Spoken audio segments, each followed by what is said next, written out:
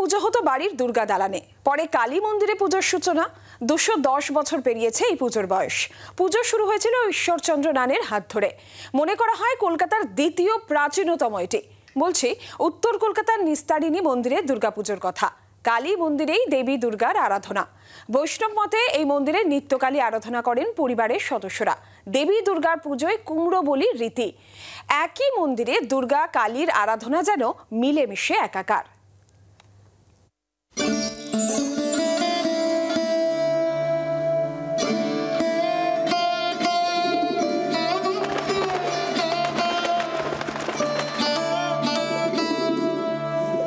শহরের এই পুজোর বয়স 210 বছর। বাড়ি ছেড়ে প্রায় 30 বছর আগে পুজো উঠে এসেছে পরিবারে স্থাপিত কালী মন্দিরে। সময়ের হিসেব ধরলে এই পুজোর বয়স 210 বছর। কলকাতা শহরের খুব সম্ভবত এটি দ্বিতীয় প্রাচীনতম বনেদি বাড়ির পুজো।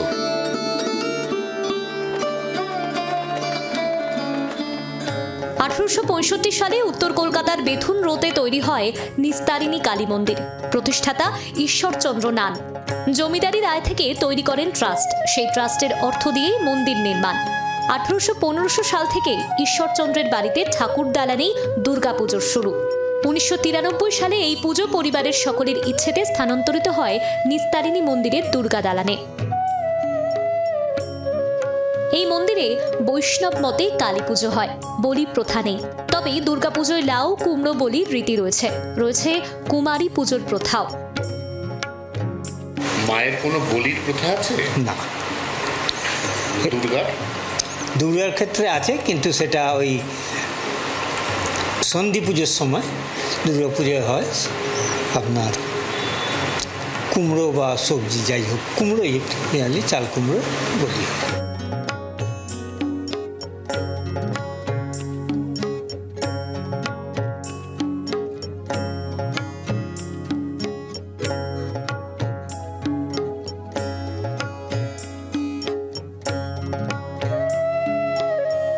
চালার সাবেকি প্রতিমা আগে ঠাকুর বাড়িতেই তৈরি হতো।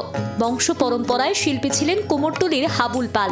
তার কোনো বংশধর না থাকায় বছর কয়েক আগে প্রতিমা শিল্পী বদলাতে বাধ্য হয় নান পরিবার।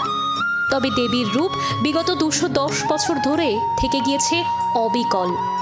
কালী শাক্ত এবং দুর্গা বৈষ্ণব এই মতই সচরাচর প্রচলিত, কিন্তু এই মন্দির প্রাঙ্গণে কোথাও না কোথাও দুই মাই মিশেছেন একবারে পরম বৈষ্ণব মতে। জি 24 ঘন্টার জন্য ক্যামেরায় তরুণের সঙ্গে অয়ন, কলকাতা। বাংলার আওয়াজ, বাঙালির আবেগ, জি 24 ঘন্টা।